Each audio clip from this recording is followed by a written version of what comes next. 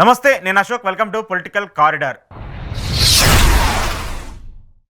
AP liquor కేసుకు సంబంధించి ఒక కీలక పరిణామం చోటు చేసుకుంది. ఈ కీలక పరిణామానికి సంబంధించి నిన్న వైసీపీ ఎంపీ, పార్లమెంట్ ఫ్లోర్ లీడర్గా ఉన్నటువంటి మిథున్ రెడ్డిని నిన్న సిట్ అధికారులు అరెస్ట్ చేస్తూ వచ్చారు. దాదాపు 6 గంటల సేపు విచారించిన తర్వాత ఆ కేసుకు సంబంధించి ఆయన ఛార్జ్షీట్ ఫైల్ చేస్తూ మిథున్ రెడ్డిని అరెస్ట్ చేస్తూ వచ్చారు. అయితే మిథున్ రెడ్డి అరెస్ట్ తర్వాత నెక్స్ట్ ఎవరు అంటూ కూడా ఏపీ రాజకీయాల్లో పెద్ద ఎత్తున చర్చ జరుగుతున్న నేపథ్యంలో దీనికి సంబంధించి ఈ ఛార్జ్షీట్లో జగన్మోహన్ రెడ్డి పేరుందంటూ కూడా ఒక పెద్ద ఎత్తున వార్తలు వస్తున్నాయి. ప్రధానంగా టీడీపీకి సంబంధించిన మీడియా ఛానల్స్లో కావచ్చు, టీడీపీకి సంబంధించిన పత్రికల్లో కావచ్చు, ఈ అంశం మీద పెద్ద ఎత్తున చర్చ అయితే జరుగుతుంది. ఇప్పటికే ఈ కేసుకు సంబంధించి చాలామంది, అంటే గతంలో కూడా ఎంక్వైరీ చేసినటువంటి వాళ్ళు, విచారణ చేసినటువంటి వాళ్ళు ఎవరైతే ఉన్నారో వాళ్ళందరూ కూడా జగన్మోహన్ రెడ్డికి సంబంధించిన పేరుని చెప్తూ వస్తున్నారు. కసిరెడ్డి కావచ్చు, అలాగే మిగతా ఐఏఎస్ సంబంధించిన వ్యక్తులు కావచ్చు, ధనంజయ రెడ్డి కావచ్చు, ఇలా కొంతమంది ఎవరైతే ఉన్నారో వాళ్ళందరూ కూడా జగన్మోహన్ రెడ్డి పేరు చెప్పేశారంటూ కూడా పెద్ద ఎత్తున మీడియాలో ప్రచారం జరుగుతుంది. కానీ వాస్తవానికి నిజంగానే ఛార్జ్ షీట్లో జగన్మోహన్ రెడ్డి పేరు ఉందా అంటే కూడా ఎక్కడా కూడా దానికి సంబంధించిన ఆధారాలు కావచ్చు, దానికి సంబంధించిన అంశాలని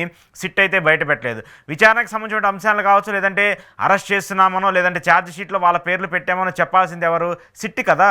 సిట్ చెప్పకుండా ఇక్కడ మీడియా వాళ్ళే బయటకు వచ్చేసి జగన్మోహన్ రెడ్డి అరెస్ట్ చేసేస్తారు, జగన్మోహన్ రెడ్డి పేరుని ఛార్జ్ షీట్లో చేర్చేశారు, జగన్మోహన్ రెడ్డికి లుక్అవుట్ నోటీసులు కూడా ఇచ్చేశారంటూ కూడా పెద్ద ఎత్తున మీడియాలో చర్చ జరుగుతుంది. వాస్తవానికి ఒక మాజీ ముఖ్యమంత్రి స్థాయిలో ఉన్నటువంటి ఒక వ్యక్తికి, ఒక మాజీ ముఖ్యమంత్రి స్థాయిలో ఉన్నటువంటి వ్యక్తికి, ఒక పార్టీకి సంబంధించిన అధినేతకి లుక్అవుట్ నోటీసులు ఇచ్చారని చెప్పేటువంటి వార్తే ఒక పెద్ద సంచలనం. ఎందుకంటే లుక్అవుట్ నోటీసులు జారీ చేయడం అనేది ప్రభుత్వానికి సంబంధించి కావచ్చు, అది అన్ని అంశాలను ఆలోచించి అన్ని అంశాలుగా జాగ్రత్తగా తీసుకున్న తర్వాతే అలాంటి ప్రకటనలు చేస్తారు. కానీ ఇటు రాష్ట్ర ప్రభుత్వం తరపు నుంచి కావచ్చు, అటు సిట్ నుంచి కావచ్చు, ఎలాంటి ఆరోపణలు రావట్లేదు అలాంటి అంశానికి సంబంధించి. కానీ మీడియాలో మాత్రం చాలా పెద్ద ఎత్తున ప్రచారం జరుగుతుంది. జగన్మోహన్ రెడ్డికి సంబంధించి అరెస్ట్ జరగబోతుంది, ఇప్పటికే లుకౌట్ నోటీసులు ఇచ్చేశారు, ఆయన దేశం దాటి వెళ్లకుండా, దేశం దాటి పారిపోకుండా ఎక్కడికో వెళ్ళిపోతున్నారంటూ కూడా ఇలాంటి పెద్ద ఎత్తున చర్చలు జరుగుతున్నాయి. ఒకసారి ఈ యొక్క లిక్కర్ కేసుకు సంబంధించిన పరిణామాలను మనం చూసుకుంటే, ఆద్యాంతం గమనించి జరిగితే 2014 నుంచి 2019 వరకు లిక్కర్కి సంబంధించిన వ్యవహారంలో ఎంత పెద్ద ఎత్తున అవినీతి జరిగిందంటూ కూడా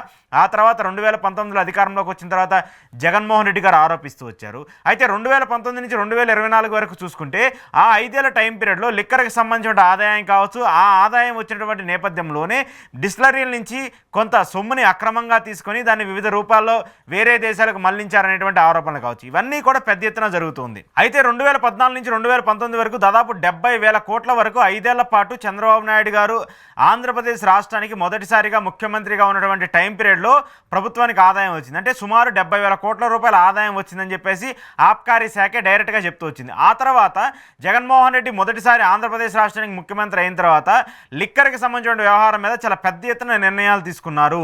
మద్యానికి సంబంధించి, మద్యం అమ్మకాలకు సంబంధించి, మద్యం తాగి ప్రజలు నష్టపోతూ ఉన్నారు, తద్వారా తమ కుటుంబాలు రోడ్డును పడతాయని చెప్పేసి ఏదైతే ఆయన పాదయాత్రలో తెలుసుకుంటూ ఉన్నారో దానికి సంబంధించి మద్యం రేట్లను విపరీతంగా పెంచితే రాష్ట్రానికి సంబంధించి తాగే వాళ్ళు కావచ్చు, రాష్ట్రానికి సంబంధించిన మందుబాబులు కావచ్చు, కొంత మద్యాన్ని తాగడం తగ్గించుకుంటారంటూ కూడా అప్పట్లో ఆయన ఒక కాన్సెప్ట్ని తీసుకున్నారు. అది సక్సెస్ అయిందా ఫెయిల్యూర్ అనేది పక్కన పెడేస్తే మాత్రము ఆ 5 ఏళ్ల పాటు మద్యం రేట్లు పెంచడం కావచ్చు, డిస్టిలరీలకు సంబంధించిన వ్యవహారం కావచ్చు, అలాగే కొన్ని పరిమితులు పెట్టడం వల్ల అప్పటికి మద్యం సేల్స్ తగ్గినప్పటికి కూడా దాదాపు 1,00,000 కోట్లకు పైగా ప్రభుత్వానికి ఆదాయం వచ్చిందని చెప్పేసి అప్పుడు జగన్మోహన్ రెడ్డి ప్రభుత్వం డైరెక్ట్గా అసెంబ్లీ సాక్షిగా చెప్తుంది. అయితే 2014 నుంచి 2019 వరకు ఏదైతే టైం పీరియడ్ ఉందో ఆ 5 ఏళ్ల పాటు చంద్రబాబు నాయుడు గారి ఫస్ట్ టర్మ్ గవర్నమెంట్లో 70,000 కోట్లు వచ్చినటువంటి ఆబ్కారీ శాఖకు వచ్చినటువంటి ఆదాయంతో చూసుకుంటే 2019 నుంచి 2024 వరకు జగన్మోహన్ రెడ్డి గారు అధికారంలో ఉన్నప్పుడు వచ్చినటువంటి ఆదాయము దాదాపు 30% ఎక్కువ, అంటే 1,00,000 కోట్లు దాటింది. అయితే ఇక్కడ వైసీపీ ప్రధానంగా ఆరోపిస్తున్నటువంటి అంశం ఏంటి? సేల్స్ తగ్గాయి, వైన్ షాపులు తగ్గాయి, డిస్టిలరీలకు వచ్చేటువంటి అంశాలు తగ్గాయి, వీటన్నిటిని తగ్గినా కూడా రేట్లు మేము విపరీతంగా పెంచడం వల్ల, మద్యం సేల్స్ తగ్గటం వల్ల ఆదాయం ప్రభుత్వానికి వచ్చింది. ఇవన్నీ కూడా ఆన్లైన్, ప్రభుత్వానికి సంబంధించి మద్యాన విధానాన్ని ప్రభుత్వమే నడిపింది కాబట్టి ఆన్ రికార్డుగా జరుగుతూ వచ్చింది అనేది ఇక్కడ ఆరోపణలు. అయితే ఇప్పుడు ఈ మద్యం కుంభకోణం ఏదైతే జరుగుతూ వస్తుందని చెప్తూ ఉన్నారో, 3,500 కోట్లు అక్రమంగా జరుగుతూ వస్తుందని చెప్పారో, దీనికి సంబంధించి ఇప్పుడు టీడీపీ ఆరోపిస్తుంది ఏంటి? డిస్టిలరీల నుంచి కొంత డబ్బుల్ని ప్రభుత్వానికి అక్రమంగా తీసుకునే విధంగా ప్రయత్నిస్తూ వచ్చారు.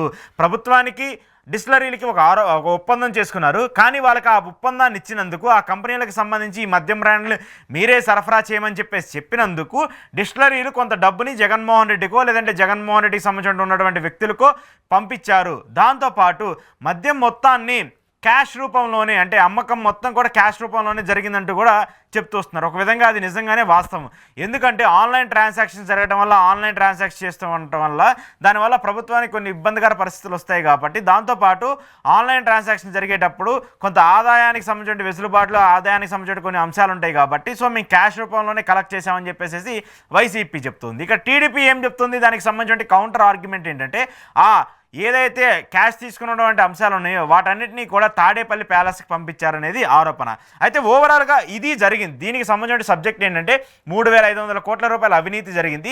ఈ 3,500 కోట్లకు సంబంధించి జగన్మోహన్ రెడ్డి వివిధ దేశాల్లో కొంతమంది, అంటే ఇది మీడియా ఆరోపిస్తున్నటువంటి మాట, ఇప్పటివరకు సిట్ ఎక్కడా చెప్పలేదు, ప్రభుత్వం కూడా ఎక్కడా చెప్పలేదు. మీడియా ఏం చెప్తుందంటే ఈ 3,500 కోట్ని కొన్ని బంగారం షాపులు కంపెనీల్లో పెడుతూ వచ్చారు, లేదంటే ఇతర రియల్ ఎస్టేట్లు చెప్పేశారు, లేదంటే ఎలక్షన్స్లో డబ్బుల కోసం వాడేశారు, దాంతోపాటు వివిధ దేశాల్లో రియల్ ఎస్టేట్ కంపెనీల్లో పెట్టుబడులు పెట్టారంటూ కూడా ఆరోపణలు వస్తున్నాయి. ఇవన్నీ ఆరోపణలు మాత్రం. ఎక్కడా కూడా పోలీసులకు సంబంధించి కావచ్చు, ఈ కేసును విచారణ చేస్తున్నటువంటి సిట్ కావచ్చు, ఎక్కడా కూడా బయటకు వచ్చి చెప్పలేదు. అయితే నిన్న మిథున్ రెడ్డిని అరెస్ట్ చేసినటువంటి నేపథ్యంలో దాదాపు 300 పైగా పేజీలతో సిట్ ఒక ఛార్జ్ షీట్ వేసింది. ఈ ఛార్జ్ షీట్కి సంబంధించి ఇప్పటివరకు ఎవరైతే నిందితులుగా ఆరోపించబడుతూ ఉన్నారో వాళ్ళందరినీ కూడా విచారించిన తర్వాత దాదాపు 260కి పైగా ఉన్నటువంటి వ్యక్తులందరినీ కూడా ఈ యొక్క విచారణకు సంబంధించినటువంటి వాళ్ళు విచారిస్తూ వచ్చినటువంటి నేపథ్యంలో ఈ యొక్క 260కి పైగా ఉన్నటువంటి వ్యక్తులకు సంబంధించినటువంటి వాళ్ళు ఇచ్చినటువంటి అంశాలన్నీ పొందుపరిచి దాదాపు 300 పైగా పేజీలతో ఒక ఛార్జ్ షీట్ని సిట్ వేసుకుంటూ వచ్చింది. సో ఈ అంశాలన్నీ చూసుకుంటూ ఉన్నప్పుడు ఏంటంటే వీళ్ళందరూ చెప్పింది ఏంటంటే ఈ డబ్బులన్నీ కూడా ఒక బిగ్ బాస్కి చేరాయి. ఆ బిగ్ బాస్ ఎవరు అనేది ఒక చర్చ. ఇప్పుడు ఈ టీడీపీ ఆరోపిస్తుంది ఏంటి, టీడీపీ మీడియా ఆరోపిస్తుంది ఏంటంటే ఇక్కడ మిథున్ రెడ్డి కావచ్చు, విజయసాయిరెడ్డి కావచ్చు, లేదంటే కసిరెడ్డి కావచ్చు, అలాగే సజ్జల శ్రీధర్ రెడ్డి కావచ్చు, వీళ్ళందరికీ కూడా జగన్మోహన్ రెడ్డి ఒక ఆదేశాలు ఇచ్చారు. ఆ ఆదేశాలకు సంబంధించి వీళ్ళొక రూపకల్పన చేశారు. ఆ రూపకల్పన చేసిన తర్వాత ఆ డబ్బులన్నీ కూడా ఇటు ధనుంజయ రెడ్డికో లేదంటే ఓఎస్డి కృష్ణమోహన్ రెడ్డికో వాళ్ళ ఆధ్వర్యంలో ఈ డబ్బులన్నీ కూడా నడిచాయి. సూత్రధారి, పాత్రధారి వీటన్నిటికి సంబంధించి ఓవరాల్గా ఫైనల్ డెసిషన్ తీసుకుంది ఎవరన్నా ఉన్నారంటే జగన్మోహన్ రెడ్డి అనేది కూడా ఒక ఆరోపణ. అయితే ఇది ఒక విధంగా నిజం అనుకుందామా, అబద్ధం అనుకుందాం, అది పక్కన విడిదేస్తే టీడీపీ ఆరోపణ వరకు ఒక్కోసారి ఇది నిజమనే అనుకుందాం.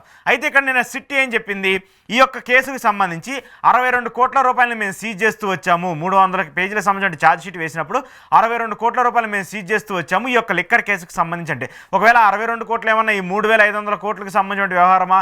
కాదు. ఈ 62 కోట్లు ఏంటంటే వీళ్ళ కంపెనీలకు సంబంధించి ఎవరైతే ఇప్పటి వరకు అరెస్ట్ చేస్తూ వచ్చారో వాళ్ళకి సంబంధించినటువంటి కంపెనీల్లో కొంతమంది ప్రైవేట్ వ్యక్తులు పెట్టుబడులు పెడుతూ వచ్చారు.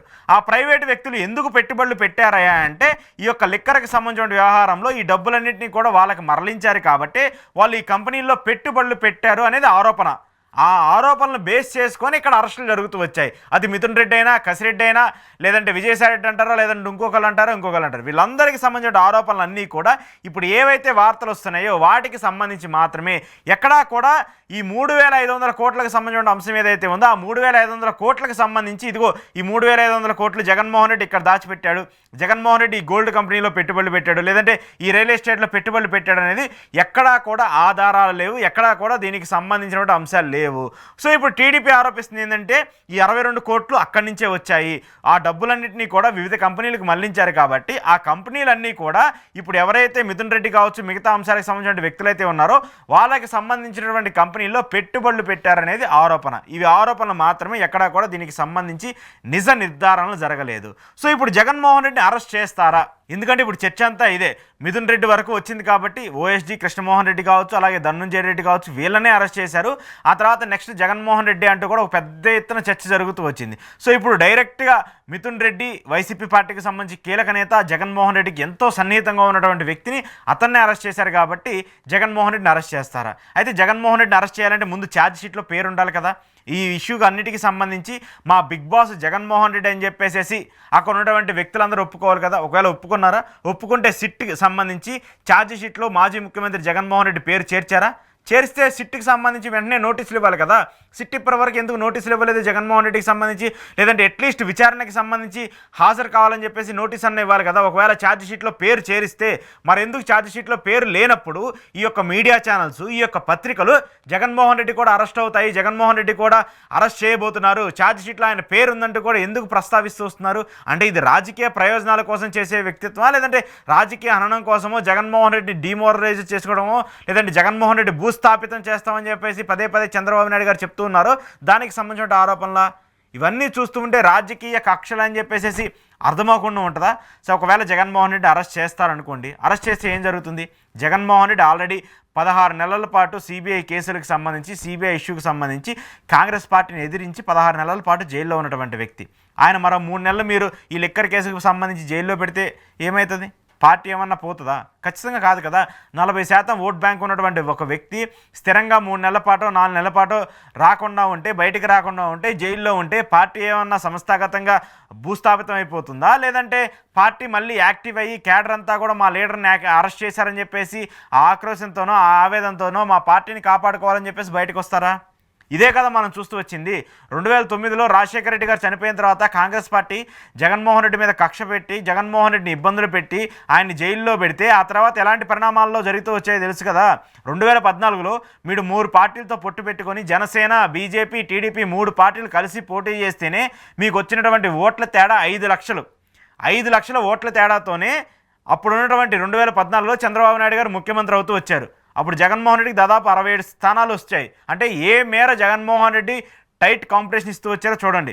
ఆ తర్వాత 2019కి సంబంధించి 151 సీట్లతో జగన్మోహన్ రెడ్డి ఎలా అధికారంలోకి వచ్చాడో తీసుకోండి. సో ఇప్పుడు మనం 11 స్థానాలకి పరిమితమయ్యామా అంటే పరిమితమయ్యాం. ఖచ్చితంగా ప్రజలు ఇచ్చిన తీర్పుని వాళ్ళు యాక్సెప్ట్ చేస్తూ వచ్చారు. కానీ 40% ఓట్ బ్యాంక్ స్థిరంగా ఉంది కదా, 40% ప్రజలు ఆయనకి స్థిరంగా ఉన్నారు కదా. మరి దానికి సంబంధించి కూడా మనం చూసుకోవాలి కదా. జగన్మోహన్ రెడ్డిని అరెస్ట్ చేసి జగన్మోహన్ రెడ్డి ఎప్పుడో చెప్తూ వచ్చారు, మీరు అరెస్ట్ చేస్తారా చేసుకొని, నేను రెడీగా ఉన్నాను, నేను సిద్ధంగా ఉన్నానని చెప్పేసి కూడా ఆయన చెప్తూ ఉన్నారు. సో ఈ పరిణామాలన్నీ చూస్తూ ఉన్నప్పుడు ఇక్కడ మీడియా ప్రలోభాలు తప్ప, మీడియాకి సంబంధించిన హై ఎక్స్పెక్టేషన్స్ తప్ప ఎక్కడా కూడా ప్రభుత్వానికి సంబంధించిన తీరు మీద కావచ్చు, లేదంటే సిట్కి సంబంధించిన ఈ విచారణకు సంబంధించిన అంశాల మీద కావచ్చు, ఎక్కడా కూడా ఇప్పటివరకు క్లారిటీ రాలేదు. చేస్తున్నటువంటి ఆరోపణలైనా, చేస్తున్నటువంటి అంశాలైనా ఇవన్నీ కూడా టీడీపీకి సంబంధించో లేదంటే టీడీపీకి సంబంధించిన మంత్రుల నుంచో ఎక్కడా రావట్లేదు. వాళ్ళు ఎవరూ మాట్లాడలేదు ఇప్పటి వరకు. ఏ టీడీపీకి సంబంధించిన మంత్రి అయినా సరే, ఏ టీడీపీకి సంబంధించిన ఎమ్మెల్యే అయినా సరే, ఈవెన్ నారా లోకేష్ గారు, చంద్రబాబు నాయుడు గారు రెడ్ బుక్ అని చెప్పేసి పదే పదే మాట్లాడుతున్నారు కదా. వాళ్ళు ఎవరైనా సరే బయటకు వచ్చి లిక్కర్ కేసుకు సంబంధించి ఇదిగో ఇంత అవినీతి జరిగింది, వీళ్ళందరిని అరెస్ట్ చేస్తున్నాము, దానికి సంబంధించి ఇక్కడ జగన్మోహన్ రెడ్డిని కూడా అరెస్ట్ చేస్తామని చెప్పేసి ఎవరైనా మాట్లాడుతూ వచ్చారా? ఎందుకంటే మాట్లాడరు. 2014 నుంచి చంద్రబాబు నాయుడు గారు లిక్కర్ సిండికేట్కి సంబంధించి ఆయన మీద అవినీతి జరిగిందని చెప్పేసి 2019లో జగన్మోహన్ రెడ్డి గారు ఇలానే ఒక కేసు పెడితే ఆ బెయిల్ తీసుకొని ఇప్పుడు చంద్రబాబు నాయుడు గారు బయట బెయిల్ మీద తిరుగుతూ ఉన్నారు. ఆ తర్వాత ఇప్పుడు 2024కు సంబంధించి కూటమి ప్రభుత్వం అధికారంలోకి వచ్చిన తర్వాత దాదాపు 14-15 నెలలు పాలన పూర్తయినప్పటికీ కూడా ఏ టీడీపీ ఎమ్మెల్యే అయినా, ఏ టీడీపీ మంత్రి అయినా, కూటమికి సంబంధించినటువంటి ఏ వ్యక్తినైనా సరే లిక్కర్ మీద అవినీతి జరగకుండా ఉంటుందని చెప్పేసి ఒక్కలైనా ప్రూవ్ చేయండి. ఇదే టీడీపీకి సంబంధించిన ముఖ్యమంత్రిగా ఉండి, కూటమికి సంబంధించిన ముఖ్యమంత్రిగా ఉన్నటువంటి చంద్రబాబు నాయుడు గారే సాక్షాత్తు చెప్తూ వచ్చారు, నాకు ఇంటెలిజెన్స్ రిపోర్ట్లు వస్తూ ఉన్నాయి, గ్రౌండ్ లెవెల్లో ఎమ్మెల్యేలు ఇసుకకి సంబంధించి కావచ్చు, లిక్కర్కి సంబంధించి కావచ్చు విపరీతంగా అవినీతి చేస్తున్నారు, దానివల్ల ప్రజల్లో తీవ్రమైన వ్యతిరేకత ఉంది, 70 నుంచి 80 మంది ఎమ్మెల్యేల మీద తీవ్ర స్థాయిలో వ్యతిరేకత ఉంది, మీరు సరిగా పనిచేయకపోతే మీకు టిక్కెట్లు ఇచ్చే పరిస్థితి కూడా ఉండదని చెప్పేసి సాక్షాత్ ముఖ్యమంత్రి చంద్రబాబు నాయుడు గారు చెప్తున్నారు. అంటే చంద్రబాబు నాయుడు గారికి కూడా తెలుసు ఎమ్మెల్యేల స్థాయిలో లేదంటే అక్కడ ఉన్నటువంటి మంత్రుల స్థాయిలో లిక్కర్కి సంబంధించి ఏ మేర అవినీతి జరుగుతుందని చెప్పేసి. మనమే అవినీతి చేస్తూ ఉంటాము, మనమే మన ప్రభుత్వానికి సంబంధించిన ఎమ్మెల్యేల చేత, మంత్రుల చేత అవినీతి చేస్తూ ఉంటాము. గత ప్రభుత్వంలో అవినీతి జరగలేదంటే ఖచ్చితంగా జరిగింది, నేను కూడా దాన్ని యాక్సెప్ట్ చేస్తాను. గత ప్రభుత్వాలు కూడా ఈ లిక్కర్కి సంబంధించిన అవినీతి చేస్తూ వచ్చారు. ఏ రాష్ట్ర ప్రభుత్వం చేయకుండా ఉంది? ఏ రాష్ట్ర ప్రభుత్వం ఇది జరగకుండా ఉంది? ప్రజాస్వామ్యంలో ఎన్నుకున్నటువంటి, ప్రజాబద్ధంగా ఎన్నుకున్న నేతలందరూ కూడా ప్రజాస్వామ్యంగా ఎవరు పరిపాలిస్తూ ఉన్నారు? ఏ ఎమ్మెల్యే సక్రమంగా పరిపాలిస్తూ ఉన్నారు? ఏ ఎమ్మెల్యే సక్రమంగా పనిచేస్తూ ఉన్నారు? ఏ ఎమ్మెల్యే అవినీతి చేయకుండా 50 కోట్లు ఖర్చు పెడుతూ ఉన్నారు? అంటే వాళ్ళు ఈరోజు 50 కోట్లు ఖర్చు పెడుతున్నామంటే ఎన్నికల్లో రేపు మనం ఒక 200 కోట్లు సంపాదించవచ్చు అనే ధైర్యంతోనే కదా వాళ్ళు 50 కోట్లు ఖర్చు పెడుతుంది. అంతమంది ఎమ్మెల్యేలు ఎంతమంది లేరు? ఇప్పుడు అన్ని పార్టీల్లో ఉన్నారు. ఒక వైసీపీ కాదు, టీడీపీ కాదు, జనసేన కాదు, అన్ని పార్టీల్లో ఉన్నారు. సో ఇలా మన ప్రభుత్వాలు కూడా లిక్కర్కి సంబంధించిన అవినీతి జరుగుతూ ఉందని తెలిసినా కూడా ఇంకొక పార్టీకి సంబంధించి లిక్కర్లో ఈ కోట్లు కొట్టేశారు, 3,500 కోట్లు కొట్టేశారు, 4,500 కోట్లు కొట్టేశారని చెప్పేసి ఆరోపణ చేస్తూ ఉన్నప్పుడు అది ఎంతవరకు సమంజసం? ఒకవేళ ఇది ప్రూవ్ అయిందనుకోండి, ఒకవేళ అరెస్ట్ చేస్తారా? ఖచ్చితంగా న్యాయబద్ధంగా, చట్టపరంగా ఎలాంటి చర్యలు తీసుకోండి. మరి నెక్స్ట్ ఇంకో ప్రభుత్వం మారితే, నెక్స్ట్ జగన్మోహన్ రెడ్డి వస్తే, లేదంటే ఇంకో ప్రభుత్వం వస్తే ఇప్పుడు జరిగినటువంటి లిక్కర్కి సంబంధించిన అవినీతి కావచ్చు, శాండ్కి సంబంధించిన అవినీతి కావచ్చు, లేదంటే వివిధ శాఖల్లో జరిగినటువంటి అవినీతి కావచ్చు, అమరావతిలో భూములకు సంబంధించిన అవినీతి కావచ్చు, వైజాగ్లో భూములకు సంబంధించిన అవినీతి కావచ్చు, వాటి మీద విచారణలు చేసి మళ్ళీ రేపు మనల్ని అరెస్ట్ చేయబోరు అన్న నమ్మకం ఏంటి? రేపు మన మీదకి ఈ కేసులు రావన్న నమ్మకం ఏంటి? ఖచ్చితంగా వచ్చే అవకాశాలు ఉంటాయి కదా, అలాంటి పరిణామాలు కూడా జరుగుతూ ఉంటాయి కదా. సో కాబట్టి నిజంగా అవినీతి జరిగితే, నిజంగానే ఒక శాఖకు సంబంధించి తప్పు జరిగితే దాన్ని న్యాయపరంగా, చట్టపరంగా ఎలాంటి నిబంధనలు పడి ఎలా చేయాలో చేయండి. అలా కాకుండా గతంలో మనల్ని అరెస్ట్ చేశారు, గతంలో నన్ను 50 రోజులు జైల్లో పెట్టారు కాబట్టి ఈరోజు వైసీపీ వాళ్ళందరినీ కూడా అరెస్ట్ చేసి జైల్లో పెట్టాలి, లేదంటే మా వాళ్ళందరినీ హింసించారు కాబట్టి వాళ్ళందరినీ కూడా హింసాలని అని చెప్పేసి అలాంటి చర్యలకు ప్రతి చర్యలు తీసుకోవడం మొదలు పెడితే ఖచ్చితంగా ఈరోజు మనది, రేపు ఇంకొకరిది. వాళ్ళు వచ్చినప్పుడు కూడా అలాంటి పరిణామాలని మనం ఎదుర్కోవాల్సిన పరిస్థితి ఖచ్చితంగా అన్ని రాజకీయ పార్టీలకు ఉంటుంది. దౌర్భాగ్యం ఏంటంటే ఇప్పుడు ఏపీ రాజకీయాలన్నీ కూడా ఇలానే తగలబడ్డాయి. ఏపీ రాజకీయ పరిణామాలను చూస్తున్నా కూడా టీడీపీ చేసిందని వైసీపీ, వైసీపీ చేసిందని టీడీపీ, టీడీపీ వైసీపీ చేశాయని చెప్పి జనసేన కూడా ఉందని చెప్పేసి బీజేపీ. ఇంత దౌర్భాగ్య పరిస్థితిలోకి ఏపీ రాజకీయాలు మారిపోయాయంటే ప్రజలు ఒకసారి ఆలోచించాలి ఎలాంటి పరిణామాలు రాజకీయాలకు సంబంధించి జరుగుతూ ఉన్నాయి. సో ఏది ఏమైనప్పటికీ ఈ లిక్కర్కి సంబంధించిన వ్యవహారంలో వైసీపీ చాలా క్లియర్ కట్గా ఉంది. వైసీపీ అరెస్టులకు రెడీగా ఉంది. జగన్మోహన్ రెడ్డి వరకు ఈ అరెస్ట్ వచ్చినా కూడా ఆయన అరెస్ట్ అవ్వడానికి కూడా నేను సిద్ధంగానే ఉన్నానంటే కూడా ఒక ఇండికేషన్ అయితే ఇస్తూ ఉన్నారు. కానీ మీడియా మాత్రము దాన్ని ఒక ఎక్స్ట్రీమ్ లెవెల్కి తీసుకెళ్ళి టీడీపీ మీదకి ఆ నెపానాన్ని నెట్టే విధంగా కూడా ప్రయత్నిస్తుంది. కాబట్టి రాబోయే రోజుల్లో మీడియా చేసే చర్యల వల్ల టీడీపీ పార్టీకి ఎక్కువ నష్టం జరిగే అవకాశాలు కూడా కనిపిస్తూ ఉన్నాయి.